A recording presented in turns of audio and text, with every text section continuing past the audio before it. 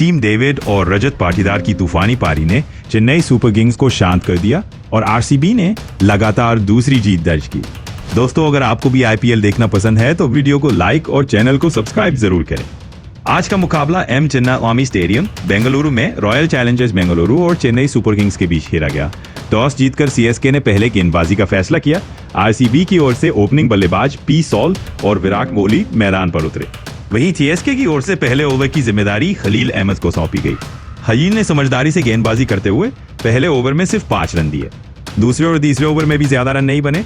विराट कोहली धीरे धीरे अपनी लय पकड़ रहे थे और मैट हेनरी की दूसरी ओवर की दूसरी गेंद पर छक्का जड़कर उन्होंने अपने इरादे जाहिर कर दिए। इसी ओवर की 5वीं गेंद पर शानदार कवर ड्राइव लगवाकर चौका भी मारा। स्टेडियम में चारों तरफ कोहली की गूंज सुनाई देने लगी। आरसीबी ने चौथे ओवर में 16 रन जोड़ दिए। इसके बाद सीएसके ने गेंदबाजी में बदलाव किया और अंशुल कंबोज को लाया गया। विराट कोहली ने उनकी दूसरी गेंद पर चौका जड़ा, लेकिन तीसरी गेंद पर टॉपेज लगने से कैच शिवम दुबे के हाथ में चला गया। विराट ने 18 गेंदों में 28 रन बनाए और पवेलियन लौट गए। अब पिच पर देवदत्त पडिक्कल आए।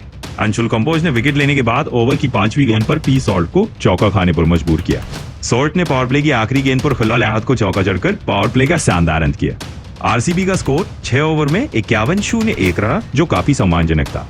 क्या पी सॉल्ट अपनी आक्रामक बल्लेबाजी जारी रखे हुए थे। अगले ओवर में अंशुल कंबोज की गेंदों पर उन्होंने चौका और छक्का लगाकर कुल 15 रन बना दिए। 8वां ओवर नूर अहमद को दिया गया और इस ओवर की चौथी गेंद पर सॉल्ट ने छक्का जड़कर आरसीबी के फैंस में जोश भर दिया। देवदत्त पडिक्कल और पी सॉल्ट के बीच शानदार साझेदारी देखने को मिली। 10 ओवर में आरसीबी का स्कोर 91-1 था और दोनों बल्लेबाज आक्रामक अंदाज में खेल रहे थे। सीएसके ने गेंदबाजी में बदलाव करते हुए शिवम दुबे को लाया। उनकी चौथी गेंद पर सॉल्ट ने शॉट खेला, लेकिन नूर अहमद ने कैच लपक लिया। सॉल्ट अर्धशतक के करीब थे और उनके आउट होते ही फैंस में सन्नाटा छा गया। लेकिन कहते हैं ना, एक जाता है तो दूसरा उससे बड़ा आता है। अब पिच पर आरसीबी के कप्तान रजत पाटीदार उतरे। 12वां ओवर नूर अहमद को किया गया और देवदत्त पडिक्कल ने लगातार 2 छक्के जड़कर माहौल गरमा दिया। इस ओवर में कुल 16 रन आए। पडिक्कल अब रुकने का नाम ही नहीं ले रहे थे। अगले ओवर में उन्होंने चौके छक्कों की बरसात कर दी और कुल 30 रन बटोरे। मैट हेनरी के ओवर में रजत पाटीदार ने पहली की गेंद पर छक्का लगाकर खाता खोला। इस ओवर में कुल 14 रन बने और पडिक्कल ने 28 गेंदे में अपना अर्धशतक पूरा किया। इसके बाद जेमी ओवरटन को गेंदबाजी दी गई और पडिक्कल पहली ही गेंद पर आउट हो गए। उन्होंने 29 गेंदों में 50 रन बना। इस ओवर में सिर्फ 2 रन बने और 15 ओवर में आरसीबी का स्कोर 153 पर 3 था। अब टीम डेविड मैदान पर आए। शुरुआत में उन्होंने 4 गेंदें नॉट खेली, लेकिन 16वें ओवर में रजत पाटीदार ने खलील अहमद पर लगातार छक्का जड़कर 19 रन बना दिए। टीम डेविड ने भी नूर अहमद की गेंदों पर लगातार 3 चौके जड़ दिए। 17वें ओवर में स्कोर 193 पर 3 हो गया। इसके बाद तो रजत पाटीदार और टीम डेविड ने छक्कों चौकों की बारिश कर दी। 19वें ओवर में जेमी ओवरटन की गेंदों पर टीम डेविड ने 30 रन ठोक दिए। इसी ओवर में उन्होंने आईपीएल इतिहास का सबसे लंबा छक्का लगाया, जो स्टेडियम से बाहर चला गया। इसी ओवर में उन्होंने सबसे तेज अर्धशतक भी पूरा किया।